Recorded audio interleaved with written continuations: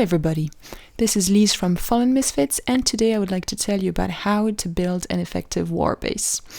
And I'm only going to highlight 8 key principles today. I could be telling you much more, but I don't want to make it a 3-hour video. So the first principle I would like to highlight is, what is it that you want to defend against? So, at least until you get to Town Hall 10, anybody with any level of skill will be able to 2-star you. Wherever your town hall is located on your base, anyone will be able to get 2 stars. If you're Town Hall 7, Drags will get 2 stars, Hogs will get 2 stars, Town Hall 8 the same, Town Hall 9 the same, Town Hall 9, any random rubbish go wipe or go we will get 2 stars on your base. So my first recommendation is that what you should have in the middle of your base is not your town hall. Your town hall should be used as a key building that has high level of HP and that will protect access to your core. And so what I definitely recommend to have in the center is a clan castle, and your objective is to make your clan castle as hard to pull as possible. So you want to have defenses, that are past that the range of your clan castle. So if you see on mine, for example, click on my clan castle, obviously it doesn't work now, that's what happens, right? So you have defenses over there, all on the around, that protect and make the clan castle hard to lure, okay? So that's the first 2 principles. You don't need your town hall in the middle. You need it to be in a position to protect access to your base, and also you want to have a clan castle in the core, and you want to make it as hard to pull as possible. Then a absolutely key principle is the placement of possible double giant bombs. So this is absolutely fundamental. Otherwise, if you don't do that properly, anybody can hog your base. Okay, so I'm highlighting it on my base because it's been on the internet before, and so I'm not so fussed about people watching my base. And on my base, you have 2 double giant bombs, one that is very well located and one that is not, and I'm going to explain to you why. So this one here, for example, is very, very well placed, because wherever you send in your hogs from, they will trigger the bombs both at a time. So if you send your hogs from that location, for example, they will path here to here, and then they'll hop whatever you send them from. So if you send them from whatever side, either the mortar or the archer tower, they will go around, and when they get here, they will have whether they get to that expo, whether they get to that archer tower, they will have no choice but to trigger both giant bomb at the same time, because there's nothing around them. There's only the town hall on one side and nothing on the other. So the natural pathing of hogs will take them across, and therefore they will all blow on that double giant bomb.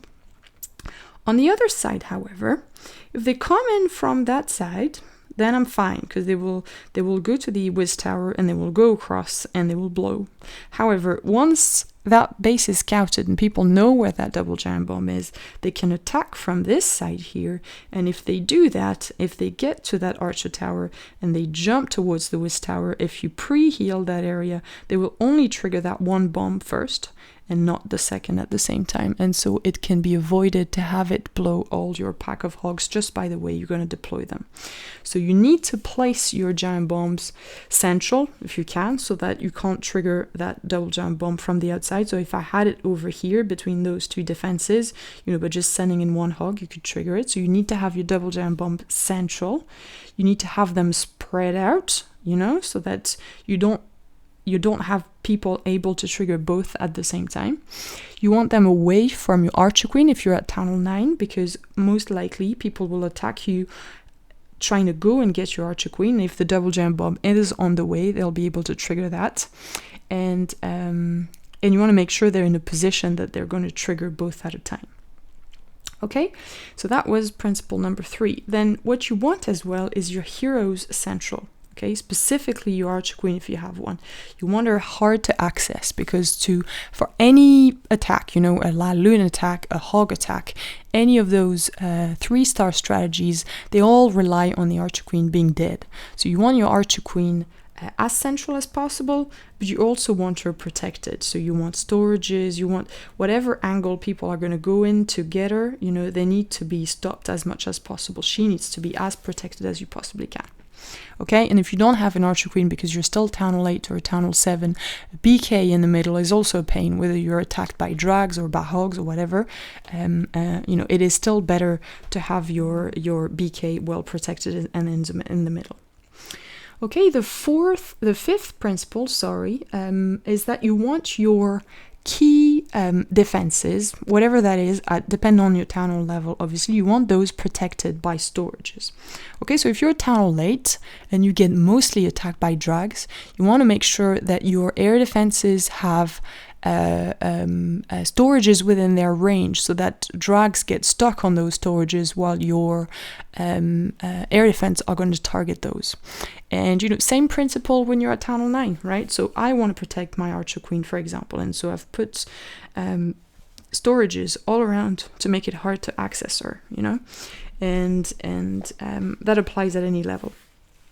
Okay, then next thing that's really important is the spring traps. Okay, so if you manage to have spring traps positioned in a way that if someone hogs you or if someone attacks you with that kind of large number of troops that can blow on spring traps, and they all blow, then each one is going to take out three units, and it can really, really damage an attack. If someone attacks you with 25 hogs and they lose six spring traps, so imagine the number that they can lose, right? So what you want to do is obviously position your spring traps between defenses, because that's how your hogs are going to path, right? They're going to path from defense to defense, and so your key objective is to place all your springs where most likely hogs would path.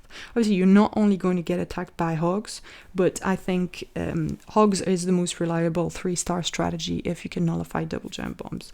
So this is how I've placed mine, right? So what I'm mostly afraid of is a surgical hog attack on my base, and so I know that if that happens, hogs are going to be spread in loads of different locations, so they can be here, here, here, and etc., and they're going to all move in together. So I've placed my traps here, here, here, so that when they move between defense, I am most likely to take out a large number of them. Okay, number 7 is, in terms of principle, is that people love pretty symmetrical bases, but the more bases are symmetrical, the more they're predictable, and your key objective on your war base is for people to not know and not expect where things are. So if you have a lovely symmetrical base and you have your double giant bomb on opposite side of each other, as soon as you've located one, you can almost automatically guess the placement of the other. So what you want to do is have a base where there is no symmetry, there's no logic, there's no way to anticipate where things are going to be located. Okay, and the last principle is do not use any internet base. For any base that has been posted on the internet by any YouTuber or by anybody known, there's gonna be videos existing all over the place on how to 3-star those bases. And taking a base and changing 3 walls and 4 traps is not a way of adjusting it and making your own. You have to make your own base. You need to make your own unique design. You need to make sure that nobody's going to expect and know and anticipate how to 3-star your base. Okay, and the last little tip that I wanted to say and tell you guys about is those little single bombs over there, right, on my base, for example. I don't know if you noticed those. Single bombs don't do any damage. They will not kill anything that makes any difference. And so I've been told by some friends that the best way to use those single bombs is to put 2 together where you think your opponent may drop wall breakers. Because obviously wall breakers are going to run towards your wall and they have very, very low HP, so even 2 single bombs like this will most likely take out a wall breaker. So if you can anticipate where people would potentially attack you from and drop their wall breakers, you can make a first attack on your base fail just by placing those effectively. So here it is, the 8 key principles of developing a war base. I hope you guys will find it useful. Let me know if you have any suggestions or additional ideas of things that could be used and considered for building a war base. Thank you very much everybody for watching, and see you all next time.